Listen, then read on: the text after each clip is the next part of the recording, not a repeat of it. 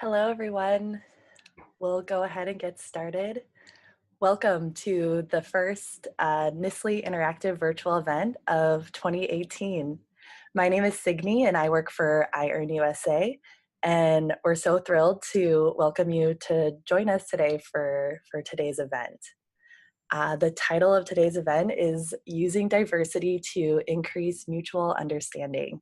And we're joined today by current NSLI-Y students on the Arabic Academic Year program in Morocco. For those of you new to the NSLI-Y program, NSLI-Y stands for the National Security Language Initiative for Youth. And it's a US Department of State sponsored scholarship for American high school students to study abroad and learn languages that are less commonly taught in schools. NSLI-Y students attend intensive language classes, they live with host families, and they serve as, they represent the United States as citizen ambassadors abroad. A few quick tech logistics before I turn the floor over to your speakers today. We encourage you to use the chat box that's part of this video conference room. A quick note before you use a chat box, please make sure that you are chatting to all panelists and attendees, or it might say to everyone on your screen. That will ensure that everyone can see the question that you ask the presenters. If they are not able to address your question in the moment, we'll circle back to your question during the question and answer session that will happen after their presentations. I'd like to briefly introduce your speakers today. We're joined by Leah, Maliha, and Alan, like I said, from the Arabic Academic Year program in Morocco. And I believe that's all I have for you on my end. So without further ado, I'll turn it over to your speakers. Thank you. Okay. Could you go to the next slide, please? Thanks.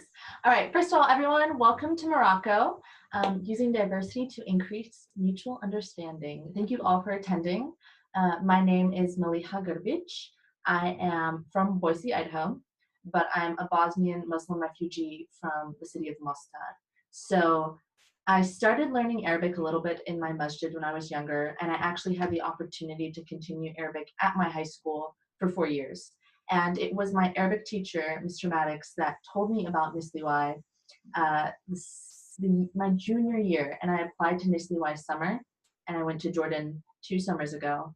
And then after that, I decided to apply to NSLI-Y year. And I really like Arabic. I think it's a beautiful language, and it has a lot of religious importance for me too. So that's why I decided to study and continue my studying of Arabic. Hi guys, my name is Leah. I am from Baltimore, Maryland, and I've been studying Arabic for about 1.5 years now. I started studying Arabic with NSLI-Y during the summer of 2016 in Morocco also. And I really got interested in Arabic because I think that outside of any maybe jobs in the future, either in or in relation to the Middle East, I think that the idea of having translators in our communities, both in the US and abroad, is really important to the idea of inclusion, especially with the refugee crisis happening in the Middle East. I think it's important that we have people who can speak different languages, and I think especially Arabic right now, to make sure that people are included and can weave in and out of different places and societies and communities. And I will be continuing to study Middle Eastern studies and Arabic and hopefully biology at Stanford in the fall. And today I'll be talking about linguistic diversity. All right, my name is Alan Kate. I'm from Burke, Virginia. It's about 20 minutes outside of Washington, D.C. I decided to study Arabic. I'm actually a beginner on this program. I began from nothing. I knew how to say hello beginning in September. And I decided to study Arabic because I found out about the NSLI-Y program, and I thought it was really interesting. And I saw how much benefit I could get and how much benefit I could create by learning, studying, and utilizing Arabic in my career and everyday life. And I will be continuing my education at Georgetown University in the fall, studying science, technology, and international affairs. And I will be presenting on ethnic diversity. Okay, next slide, please. Okay, so religious diversity in Morocco. 95% of Moroccans are considered to be Sunni Muslims, and the two most important sects of Islam in Morocco are the Maliki school and Sufism. So the Maliki school is one of 4 other Sunni schools, and the king is regarded as the leader or the prince of the faithful in the school, and in Morocco specifically. The order of importance for the Maliki school is obviously the Quran, and then the Hadith, and then the customs of the people of Medina or Amal, and consensus of the Sabaha, which were the companions of Prophet Muhammad, peace be upon him. And then after that, they care about the rulings of the first 4 caliphs, and particularly Caliph Umar, who is very important. And so in that picture below, we have these wax dolls that you can see. And this was for the celebration of the Moulid Nabawi that NSLI-Y actually got to attend this year in Saleh. And this tradition is really cool. So it has its origins from Turkey and the Ottoman Empire. And essentially you build wax little dolls and figurines, and they have different words on them like Allah or God in Arabic. And they paraded around the city of Saleh, and there was a lot of drumming and there was a huge crowd. So initially I got to experience that a little bit. And then Sufism, the other popular sect here, is a religion that stresses enlightenment by searching for personal ways to connect to Allah or God. Sufis arrived to Morocco around the 15th century, and upon the death of an important Sufi, if they were really important to the community and were really pious and showed great characteristics and great morals as a Sufi, they can actually be elevated to the rank of a saint. And so there are actually several Sufi shrines dedicated to these saints in Morocco, and NSLI-Y also got to visit and see one of these shrines from the outside. And a lot of times what people will do is they'll go up to the shrine and pray and seek help from God through the saints. And actually, a really popular poet that is, a lot of people know about him in the US and they read him, his name is Rumi. He was actually a Persian Sufi. And it's funny because I remember having a discussion with my Arabic class when I was back in the US, and one of the girls in my class, she said that her mom read Rumi, and I thought that was just so interesting. But yeah, Rumi was a Sufi. Next slide, please. And then, so according to Islamic legal systems, non-Muslim Moroccans had separate legal courts pertaining to their personal laws and were allowed to rule themselves in religious and personal circumstances like weddings and divorce and such. So Moroccan's Jewish community is actually really important in its history. And at its peak in the 1940s, Morocco's Jewish population exceeded 250,000 people. Now only about 5,000 Moroccan Jews remain. Most of them are in Casablanca. And a lot of them decided to leave Morocco and immigrate to Israel after its creation in 1948. And NSLI-Y also got to visit the rabbi in Casablanca, and we talked to him a little bit about his experiences as a Jew in Morocco and how he handles Jewish affairs in Morocco. So that was also really interesting. And then pertaining to Christians in Morocco make about 1% of the country's population, and most Christians are Catholic or Protestant. And so regarding religious diversity and why this is important, I think in the West, we tend to have this idea that Islamic countries or countries where there are a Muslim majority, they tend to be more homogenous. But I think it's important to know that there are different ways to follow Islam, just like there's different sects in Christianity. And understanding this will help people that interact with other Muslims understand their differences and how to approach them in terms of like religious situations or even moral situations and how different Muslims might react to different things. And I actually have a story that I'll return to at the end about religious diversity. Next slide, please. All right, so now I'm going to talk about linguistic diversity in Morocco, which I think is a really important part of the social dynamics of the country. So there are about 4 languages, excuse me, that are commonly heard when you're in Morocco. So Morocco has 2 official languages, the first of which is Modern Standard Arabic, or Fusha, and that is a language that the 3 of us are studying here on our NSLI-Y program. Fusha is mostly heard in a political or governmental sphere. It's rarely heard in informal settings. It's also used a lot in academia. just like French, which is another one of the main languages, Fusihah is one of the 2 languages that is very common in the education system here. The second official language of Morocco is Tamazight, and that has strong connections to ethnic diversity in Morocco, which Alan is going to talk about a little bit later. And there was a really long political battle to officially recognize Tamazight as an official language of Morocco, and it was only recognized as an official language recently in 2011. Perhaps the most widely used and widely heard language in Morocco is Darija, which is the Moroccan dialect of Arabic. And you'll most often hear this on the streets, and you'll hear it in taxis and with your host family, with Moroccan friends. You're going to hear this in mostly informal settings. And the last language that is important in Morocco is French. French is not an official language of Morocco, but like I said, similar to Fusihah, it is widely used in the education system, and it is also a long-lasting effect of the of French colonization in Morocco. And I think that more so than anything, linguistic diversity in Morocco has a really strong effect on the social aspects of it. And I think it's also had a really large effect on our experiences in Morocco as students learning only one language that's commonly heard here. So like I said, the 3 of us are learning Fusihah, but Fusihah is not really heard with our host families or with our Moroccan friends. And so I think that the first time that I've really been immersed in Fusihah here outside of our classroom was a few weeks ago. We had the opportunity to visit the Parliament building here, and everything was in Fusihah, which in my opinion was one of the best things that had happened, because we're here to learn a language, but it's rather hard when you're not fully immersed in it outside of the classroom, because there's so much linguistic diversity here. And in terms of academia, Maliha and I, we both actually had the opportunity just last week to speak to a small group of master's students about the topic of our choice in terms of Arab civilization. And so I was able to speak to a small group of master's students at Dar al-Hadith al-Hassaniya, which is a religious school here in Rabat, about our post 9/11 world and what that means for Islam in general, but also specifically the symbolism of the hijab.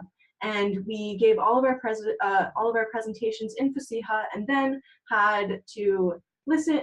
We had discussions and answered questions as well. And so Fusihah is very important in academia, but I've also found that the only time I've ever heard Fusihah in an informal setting is when Moroccans that I know are trying to accommodate my linguistic needs, because we've studied a little bit of Darija at the beginning. However, it's difficult when you're studying a few hours of Fusihah a day to go back and forth between the 2 languages. The languages definitely have connections because Darija is a dialect, but for example, a difference between Darija and Fusihah, even something as simple as what is your name? In Fusihah, you would say ma ismuk, and in Darija, you would say shnu smitik. And so there are clear differences between the 2, and when I'm spending time with my host families, we often have guests over, and amongst themselves, they'll be speaking Darija at a rapid fire pace, and I can't usually keep up with it. And when they talk to me, the language immediately changes, and you can sense those changes in the grammatical structures, in the way that they're speaking, and also just in the cadence of the language, because Fusihah has definitely more complex grammatical structures, and it's a little bit slower. Part of the reason why it's slower is because I just can't understand the language that fast, but also because it definitely comes out differently. And that's why there's such a stark difference between academic settings and social settings here in Morocco.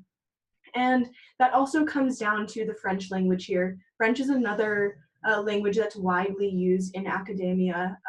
Subjects like medicine and economics and business are all done in French. And so you really need to get to higher levels of education here in order to be parts of these fields in general, because they're really only done in French. And so this is also important because generally the upper class of Morocco, or the more educated people, are seen as speaking French. But another aspect to this is that Morocco is a hub of immigration, and I believe that Alan will talk a little bit more about immigration later. But because of the far reach of French in terms of colonization in Africa. A lot of sub-Saharan African countries have French as an official language as well. And so when immigrants come to Morocco, mostly because Morocco has one of the most perfect locations for immigration, it is a gateway to Europe, and it's also a country that a lot of immigrants want to stay in as well. Immigrants here are almost seen as the opposite of the very educated and elite class. But both of these tiers in society are speaking French. And in NSLI-Y, we all have internships, and I was given the opportunity to intern with an organization that fights against AIDS and HIV in Morocco. And the project that I was given to work on, I was working directly with the immigrant community in Rabat. And so it was a really great opportunity to see ethnic diversity, which again, Alan's going to talk about, but also to understand that I'm here learning a language other than English. I'm learning Arabic, but as I'm talking with other people here, I can't use that language necessarily to communicate with them.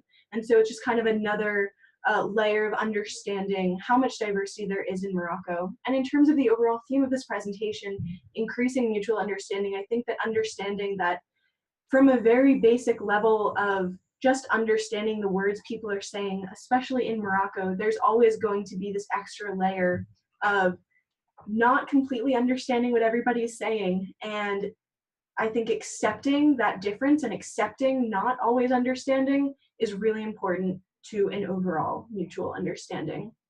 And the next slide, please. This is just a small map that shows the linguistic diversity in Morocco. And to the right, there are a few statistics on the percentage of people in Morocco speaking different languages. And I think that one really important thing to note is that none of these statistics show that 100% of all Moroccans are speaking any given language in the country.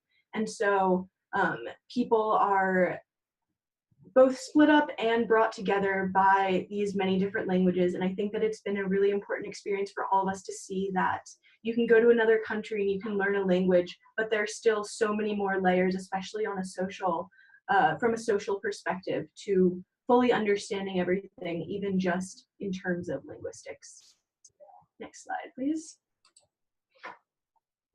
All right, so ethnic diversity. There are a couple predominant groups in Morocco. These are the Amazi, or Berber as the Europeans call them, people who have lived in Morocco for more than 4 millennia. So this means that the Berbers, the Amazi people, were here before the Arabs emigrated over in the 7th century. So the Arabs, after Islam was established as a religion, they desired to spread the religion across Africa and all the way to Morocco. And so once the Arabs came, they started mixing with the Amazi people. And so in Morocco, there is a lot of ethnic mixing between Amazi people and Arab people.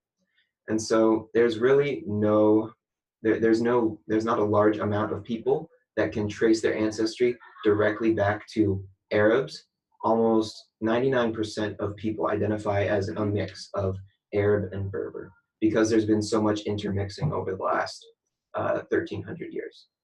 And so the Arabs and the Amazigh are two groups that are here. There's also expats, which are people that have moved here from their original country, like from Europe, from America. And there's also sub-Saharan Africans. So sub-Saharan Africans migrate from their home countries because of economic needs, because of persecution or oppression or whatever their difficulties. And so in the past, Morocco has been a gateway to Europe, but we've seen increasingly in the past couple of years that Morocco has actually become the destination rather than the gateway to Europe. So a lot more sub-Saharan Africans have begun to settle down in Morocco and establish lives for themselves here. And so can we go back a slide actually, please? So here you can see the linguistic diversity, which very closely mirrors the ethnic diversity. So in the north, in the mountains, you have a lot of Amazigh people, and also in the south and along the middle and high Atlas mountains, there's a lot of Amazigh people. So we actually went inland a little bit, east to a village called Ain Shigeg, and so there we saw a lot of Amazigh people. But here in Rabat, we often see a lot of Arabic people. So in 2 weeks, we'll actually be traveling south, and we'll be going to a couple of cities that people call Amazi cities because of their names and because a vast majority of the people come from largely Amazi roots. And so it's very interesting, the diversity and also the intermixing between the ethnicities. Next slide, please. All right, so a funny thing about Amazi culture here in Morocco, I've heard this from multiple people, that a large proportion of the Amazi community is involved in like commercial things, so keeping shops and business. So my host dad told me that if the Amazi people quit, the world shuts down, that Morocco shuts down, nobody can buy anything. So it's really interesting, the division of ethnicities and some of the economics. Next slide, please. So here, with what Moroccans may have learned from us, what we've taught them about diversity in America and shared with them to create this mutual understanding between us. One thing is that Americans all have differing opinions and beliefs. We're not strictly Republicans and Democrats like what the media might portray us as.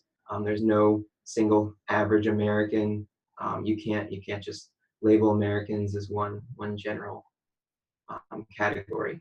And so we've shown that we have different systems of values. We have no single identity, language, or background except for a sense of patriotism. America is a melting pot. We've shown that we've all had different backgrounds and families, and that we're not what you see on TV.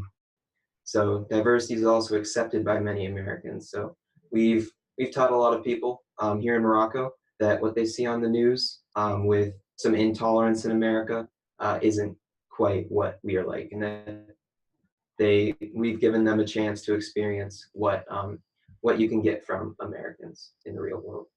So an example of this is I was with my language partner. I was having lunch with his friends, and they were asking me some questions about America, and they were just things that they had gotten from TV, asking if all Americans do this, all Americans do that. Do Americans hate Muslims?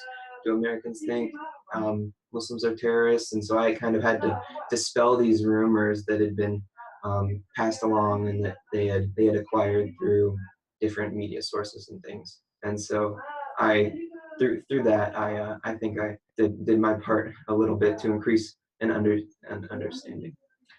Actually, that's like really interesting because I've had a few Moroccan language partners and just teenagers our age too ask me like, oh, do Americans interact like they do in movies and films? And so I think for a lot of Moroccans, when they think of American culture and they try to understand American culture, they'll go to media sources like films or movies. And so we had to like explain ourselves a few times. Like, for example, last week, I really wanted to sign up for some surfing classes. And I went down to the Udea because they have a few surfing clubs. And I sat down and I started talking with this man. And we're talking, just introducing ourselves, normal conversation. And then he asked me, oh, what's your name? And I'm like, oh, my name is Maliha. And he's like, what? And I get this a lot here because my name's actually an Arabic name. And so everyone's like, they see a white girl and they hear an Arabic name and they're just like, they get really confused. And so then I started to explain to him like, oh yeah, I'm from Bosnia. I'm actually a Muslim, all these things. This is all in Arabic, by the way. And then he's like, really, I want you to pray for me. And so then I had this like interesting experience of praying for this man that I don't know and like kind of telling him about like, oh yeah, there's like white Muslims too, and there's Muslims in America, and we're not all the same. And he was really impressed too because I was apparently the first Muslim to join his surfing club as well. So after that, he offered me a really good price on lessons. He said, Muslim Brotherhood. But honestly, I think that just shows that like there's a lot of religious diversity in that in the U.S. And just because we are from different origins doesn't mean we don't have different like ways of interacting. And there's a lot of like cultures that are interacting and forming in the U.S. at different times. A lot of like subcultures. And in terms of religious understanding and how it was facilitated by this experience, I really think, yeah, I think he walked away with an understanding that like, oh, there are plenty of Muslims in the US too, and they participate and they go abroad and they represent the US in different ways as well. And then also I think it demonstrates Morocco's collectivist ideology a little bit too, because, oh, you're part of my group, like you're a Muslim, you're this, you're Arab, you're Amazi, I'm gonna help you with this, or I'm that idea. Yeah. And I think another part of the flow of information between us and between Moroccans, a big part of that is the flow of information between us and our host families. I've had the opportunity to live with 3 host families at this point, and they've all been very different. They've all taught me a lot of different things about myself and about the diversity in Morocco. But I think that the one question that I've gotten from all 3 host families is, are you okay with eating with your hands? And I think that this is kind of symbolic of a lot more than just, am I willing to eat with my hands? And the answer is yes. But I think it shows that Moroccans are also learning that we are that we are willing to learn from them. I think that sometimes there definitely is this idea that, especially Americans in general, but sometimes American study abroad students are coming to countries, but they're still remaining very isolated in their values, and they definitely want to stick to the things that they do in America. But I think that through all of the little things like eating with your hands and being okay with being laughed at for your dancing or for not knowing a whole lot of Arabic, I think that it shows that we're willing to put ourselves out there, and we're willing to almost put what we have at home on the back burner, just even for a short period of time, so that we can fully immerse ourselves in Moroccan culture and so that we can really learn from them. I think that an understanding that both sides are trying to learn from each other is really interesting, is really important to the idea of mutual understanding as a whole. And I think that another part of this is every time I take a taxi, the taxi driver will always start talking to me in French, and it's because I'm foreign and I'm white. And every single time I have to tell him in Fusiha, I'm sorry, I don't speak French, I only speak Arabic. And every time, I don't think I've ever seen anybody be so happy, especially about somebody just learning a language. They're so happy that A, we're here, and B, that we're here learning their language. Especially, I think that sometimes people come here and they only speak French, or they only learn French, which is the language of colonization here. And so the fact that we're here trying to learn from them, not trying to learn from people who came and colonized them, I think is really important to them understanding that we're here for Moroccan culture, and we're here to understand them and to understand more about the way that they live their lives. Speaking a language that you could consider closer to their roots, I think gains a lot of respect among the people that you meet, rather than speaking French as is almost always expected. Yeah. So you can always see a smile on somebody's face when you start speaking Arabic, or especially if we didn't learn that much Darija. We took about a month, and we dabble in it from time to time. But when you try to use Darija at a restaurant, even just to order one thing, you see the waiter or waitress's eyes light up, and it's one of the best things. Yeah. And another thing, just in the taxis alone, when I've started speaking Arabic at least, one thing that I've always gotten is they always say shukran, like shukran for learning my language, so thank you for learning Arabic and not French. And my response is always perhaps one of my favorite phrases in Arabic, which is la shukran ala wajib, which means no thanks for a duty. Don't thank me for something that I should be doing, because I'm not doing this for thanks, and I'm not doing this for myself. I'm doing this because this is what we should be doing. And it looks like, so we have a question from the chat box too. It says, it's from Hadia. She says, I was wondering if you guys could share the most impactful experience you've had in Morocco that really showed you a different and unfamiliar perspective and how it shaped you. Thank you. Okay, I have an idea. And then what you want to do. Okay, yeah, we can all give an example, but I have one right now. Okay, so I think in terms of linguistic diversity, like Leah was talking about earlier, we all came here and we're all learning Fasiha. And so most of my interactions with like other people and like my friends have been in Fasiha. Like I try in Darija, but it doesn't always come out the best. But recently, so I found this group of friends, this new group of Moroccan friends, and they only speak in Darija. They understand Fasiha, obviously, but they don't, amongst each other, they don't speak it, and they just don't speak Fasiha at all. So I started hanging out with them, and honestly, I've been in Morocco for 4 months, but after hanging out with them, I feel like I had a new sense of culture shock because I was just like, there were so many things that I didn't understand. I felt like I was in the beginning of the program again. And they were using all this slang and all these things. And I remember they asked me if I knew a word in the story that they were talking about. And they said, tuvaya, and I think it means ashtray. And I heard tufaha, which means apple. And so I told them, I was like, yeah, I know what that means. That means apple.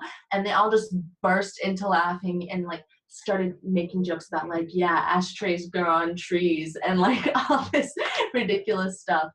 But I think that definitely impacted me, and it showed me that like Fasiha as an academic language is important, but also like if you want to connect and make meaningful relationships with people, you need to remember to speak to them in a language that they are comfortable with and to meet them halfway. And so I think for me especially, that's pulling me more towards keeping up my Fasiha work, but also learning Darija and dedicating some time to really focusing and interacting with people in the street and in general that don't know Fasiha as well. In this, You go ahead. okay. In the same vein as what Maliha was talking about, I've had I've had both similar and opposite experiences, and I think that these two experiences together have really impacted me, also in terms of linguistic diversity. One of my friends has a host family, and their host mom only speaks Darija. There's a really big generational gap in terms of access to education, especially for women. And so it's not necessarily surprising that she only speaks Fasiha, but what's surprising is that she does not understand Fusha. And so even for a word such as now, in Fasiha you'd say al-an, and in Darija you say daba. And I remember I was at my friend's host family's house, and I'm trying to talk to her host mom, and I'm talking in Fasiha, and her daughter is translating it into Darija, and then she's translating her mom's Darija back into Fasiha for me. And so kind of, right, Fasiha to Darija, Darija to Fasiha, and in my head, all going back to English. I think that just this long chain of just trying to relay information, I think I thought that once I could just speak or have some sort of level of conversational skills in Fasiha, that would be it and it would be great and I'd be able to talk to anybody. But as it turns out, I think that it just turns out there's so much more to it, and there's so many different people with so many different backgrounds in Morocco. But on the other hand, my host sister right now, she's a doctor. I love her. She's awesome. The day that I met her, she said, "Oh, so what are you here studying?"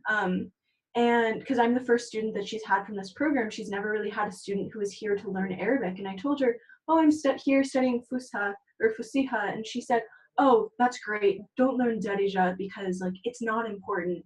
And I think that part of that comes from the fact that Darija is really not understood outside of Morocco. And so Maliha and I have had a lot of conversations about kind of our internal struggles in terms of choosing between studying Fusiha as an academic language and being able to study more common dialects in the future, such as Shami, which is a lot more widely understood, or if we should be dedicating all of our time into Darija so that we can form these personal connections with people. And I'm still having this struggle in terms of deciding whether or not I should dedicate more of my time to Fasiha or Darija, but I think that just in terms of my social interactions with people and the way that people have such different perspectives on it is really interesting, and it's really impacted me in terms of just understanding more about Morocco. So I've got a little bit of a different experience. I mentioned before that we went to a village called Ain Shigeg for our first excursion to the east and north. So when we went to Ainshigeg, we stayed actually with host families for about 4 days. My host family was a brother, his older brother, and um, a mother and father. And so it was this little group of this family of four. And I immediately met my first brother, my younger brother. I think he's 1 year younger than me, but he actually attends university because in Morocco, everybody starts attending university 1 year before we would in America. So I saw him at the window and on the bus, got off the bus, was told, "This is your new host brother." And immediately I expected, since he looked so young, I was expecting some crazy accent, some very limited Arabic. And then he comes up to me and he speaks like my friends back in the US. He astounded me. His English was so perfect. And so walking to his house with him, I was just in shock. I didn't know what to say, and then I burst out like, "How are you so good at English?" And he said, I'm an English major at a university in Fez." So he's an English major. He's been watching movies and reading and doing everything that he could for the last like 6 or 7 years to learn as much English as possible. And so that's how he became so good. So first of all, that level of dedication and like, well, yeah, that level of dedication to learning English that he showed was incredible to me, first of all, because he told me he understood how important it was and he wanted to move out of Morocco and start a career in the US. So I think that was his motivation for learning English, and that really got him very far. And then I saw he started telling me about his studies and how in school he has never had a paperback or a hardback book. All of his books are PDF printouts. So he showed me this thick stack of paper, and he just pointed to it and said, "That's The Great Gatsby." And I was in shock a little bit. Like, "Where's the book?" "Oh, you just put all these papers in a pile and flip through them."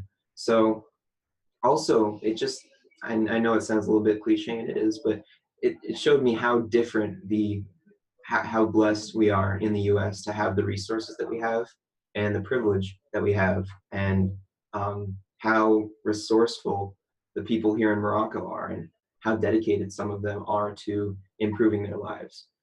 So he is living out here in this concrete building that is owned by his grandfather. His grandfather lives right down the road, and then his uncle lives next door. So it's this tight knit Amazi community, and his family was the nicest family I've ever met. It was crazy. Other than my family, thanks, Mom. So yeah, it showed me how important education is, and how it gave me a new motivation to do as much as I can to learn Fusha, to take advantage of the opportunities that I have. And there's a question. There's also a question. So if you don't see the chat box, it says, "Alan, how much Arabic have you learned compared to other students who had spent years learning Arabic before going to Morocco?" So yes, I am in the beginner class along with 6 other students on the program of 13. So if any beginners are out there, once you come on the program, you will not be alone. You will not be the only beginner. You'll have a large group of friends that you can study with and learn along with. And don't worry if you're starting from scratch. So I would say that compared to other students, I have much more limited vocabulary.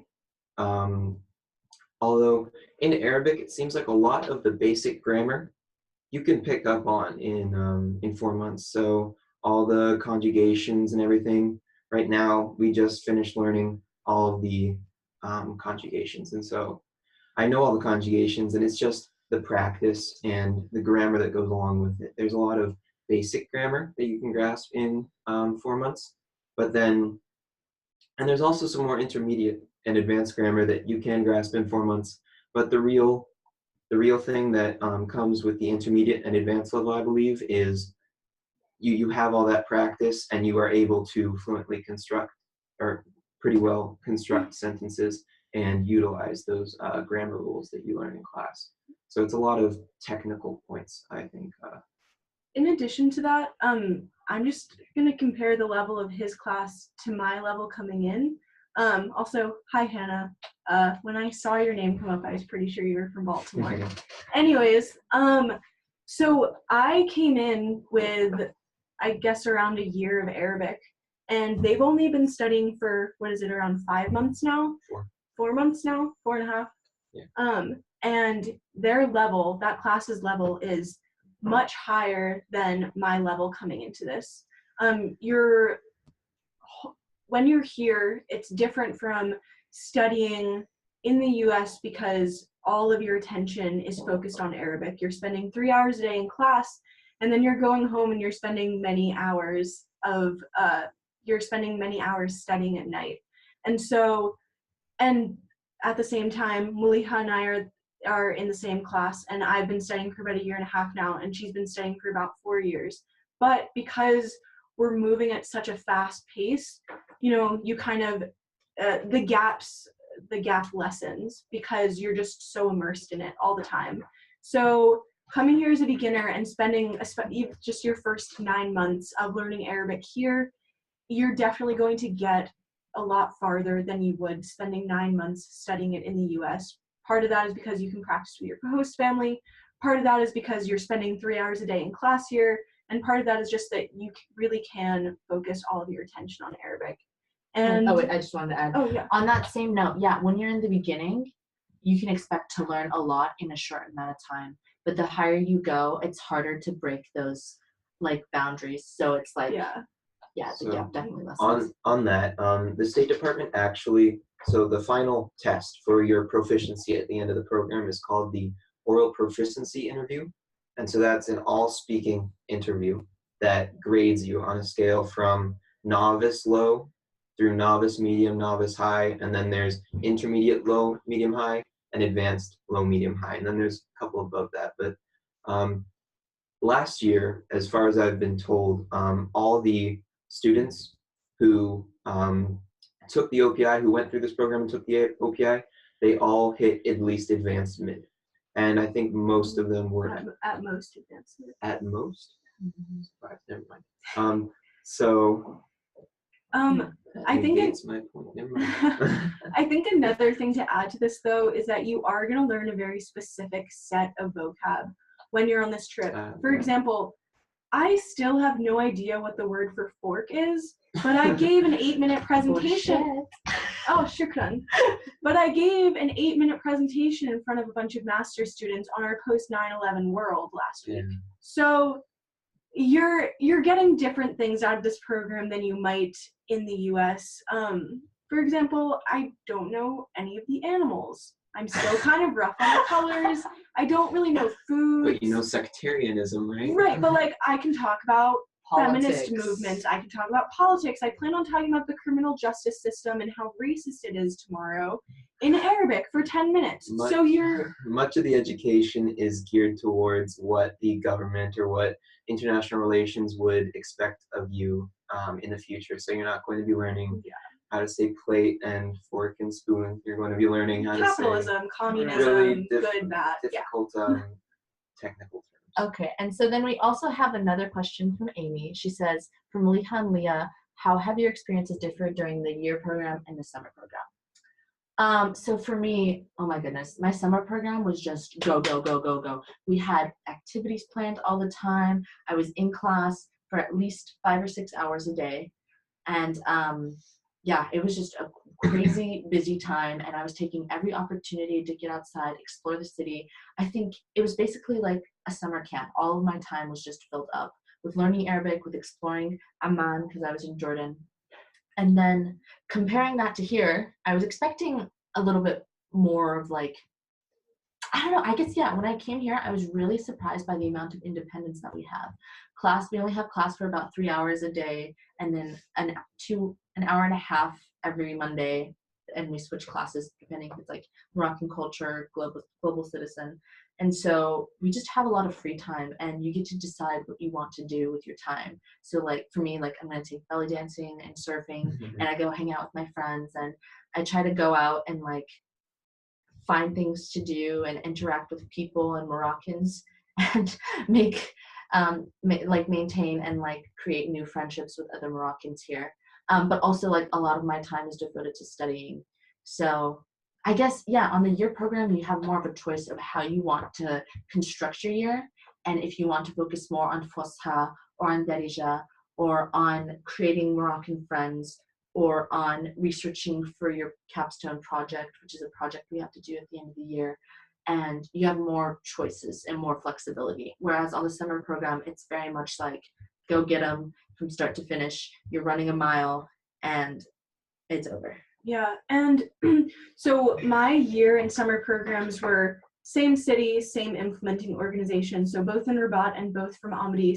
So I definitely have a very direct comparison, and I'd say that the best way that I can sum up the difference between the summer and year programs is that the summer program is a trip and the year program is a life.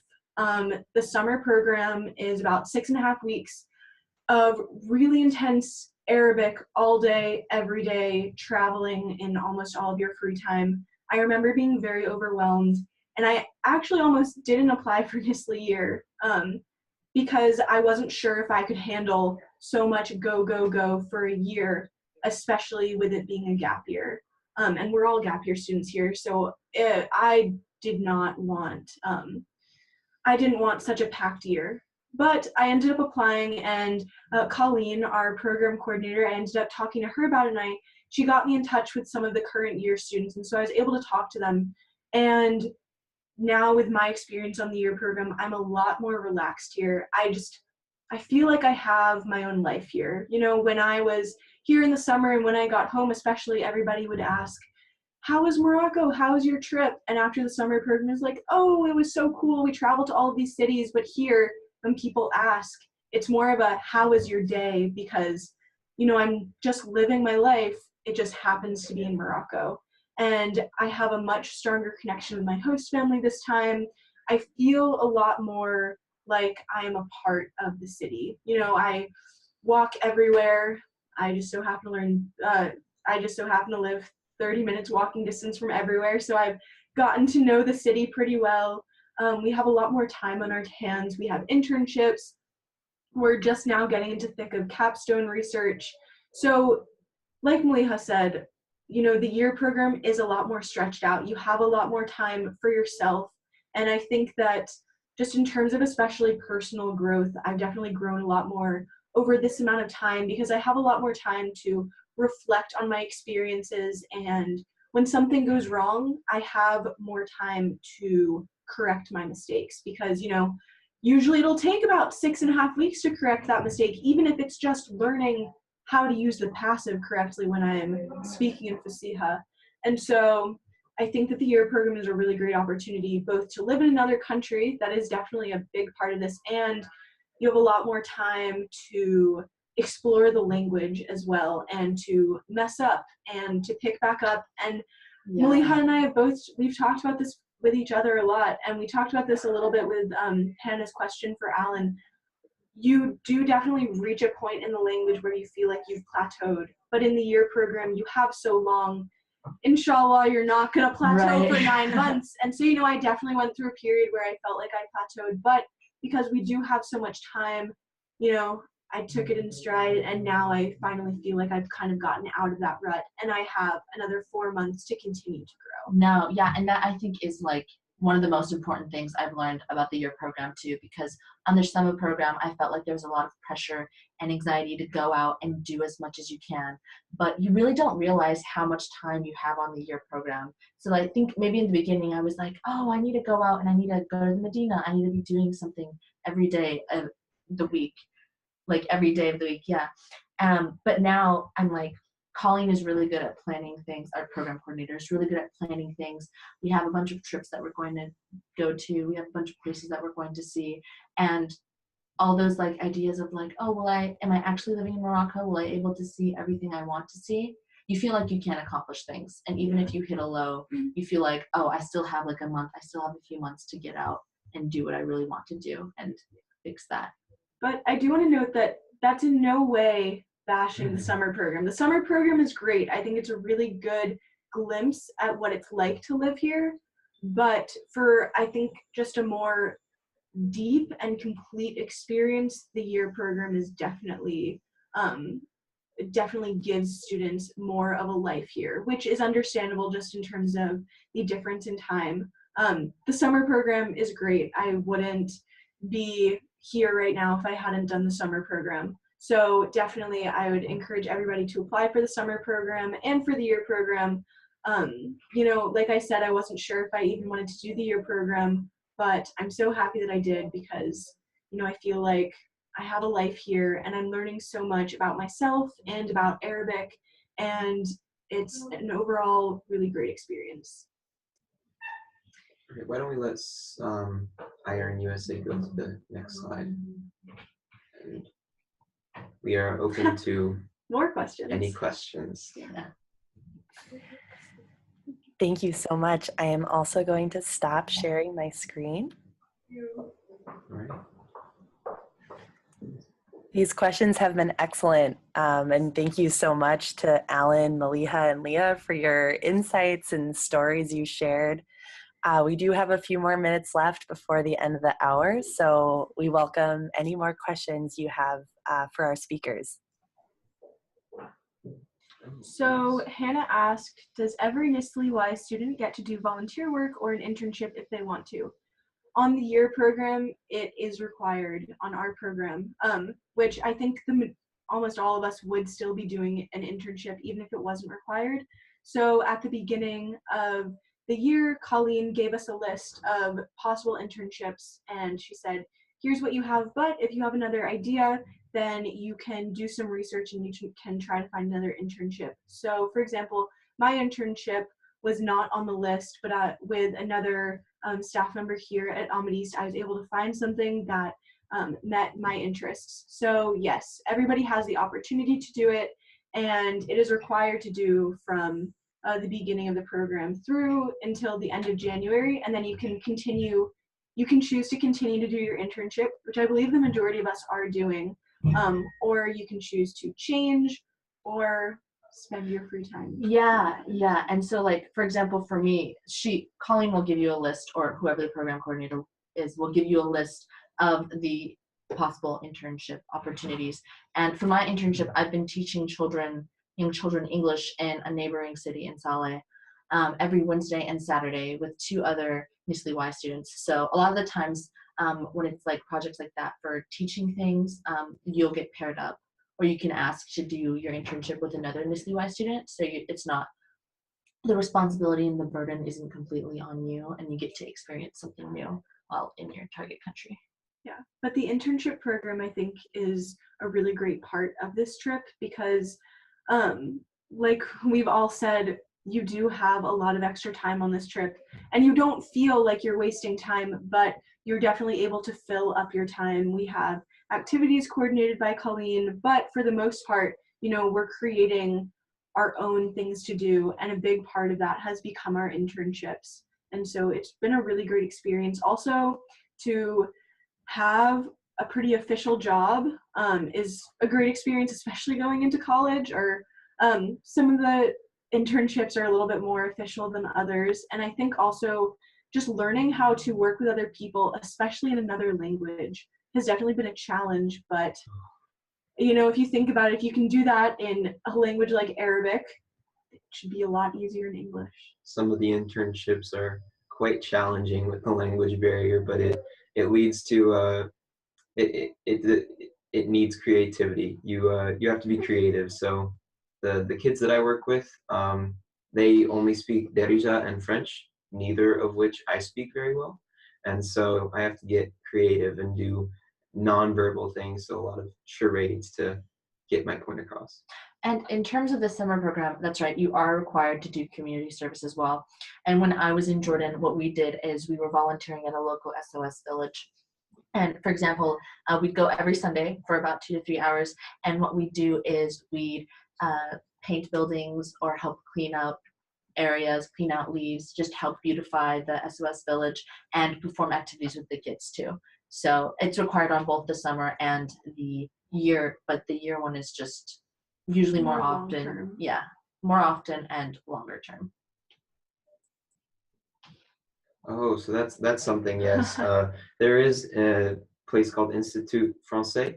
There are 2 places in Rabat, I think, that you can take French classes, and so a couple of the students started.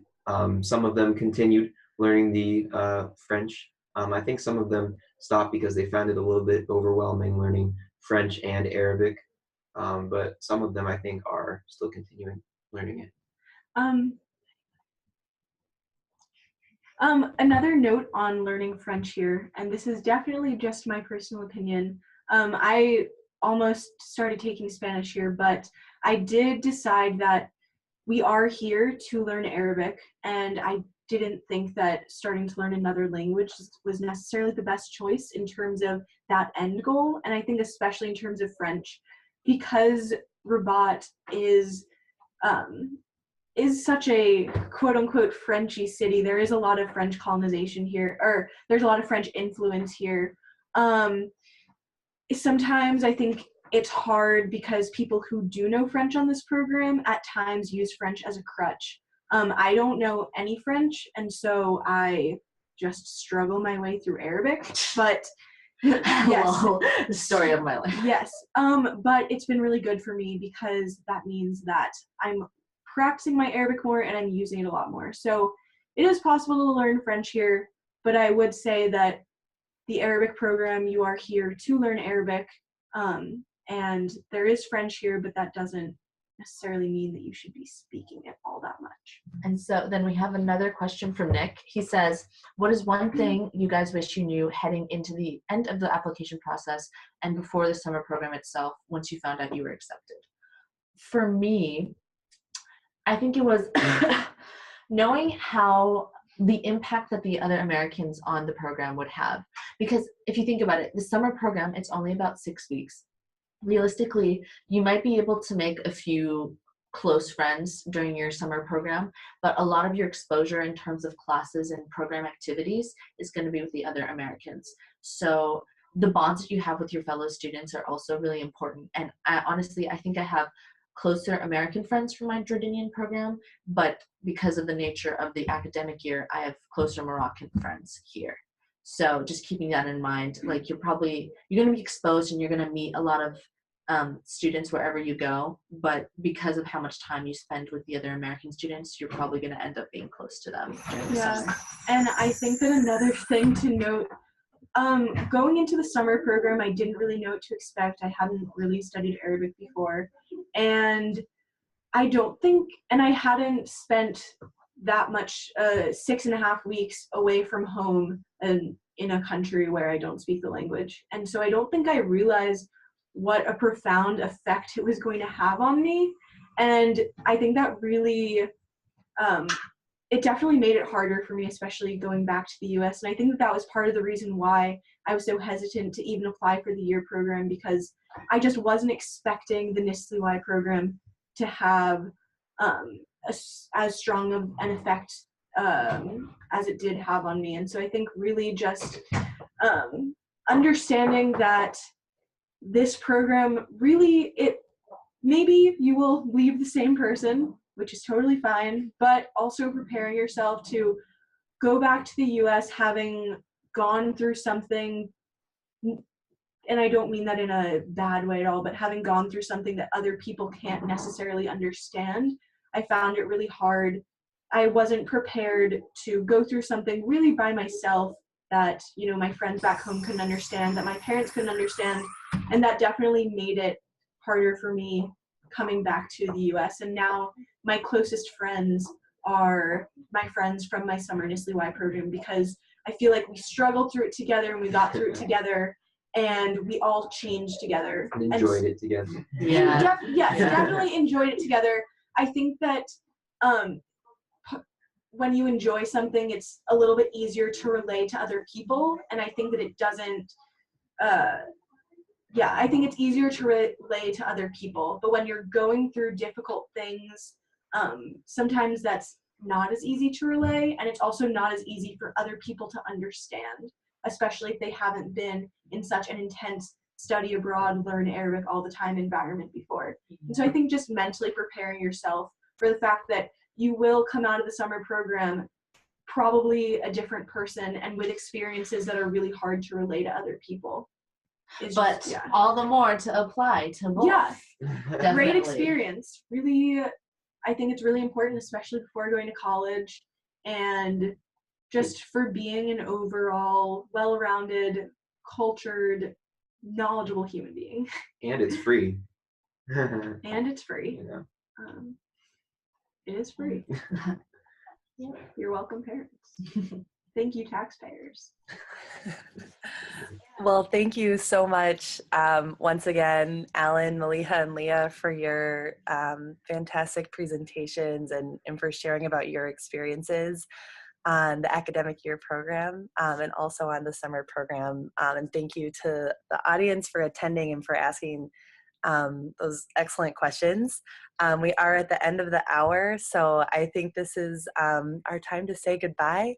I'm going to pull up one final slide just to share a couple NSLI resources. If you'd like to learn more about the program, the first is the main website for the NSLI program, and this is where you can go to apply. And the second website listed is NSLI Interactive, which features stories from current students and alumni about their experiences on program and afterward. So once again, a big thank you to our speakers today for your time and your presentations, and hope that you all have a great rest of the day. Thank you. Thank you. Thanks. Goodbye. Good luck with applications.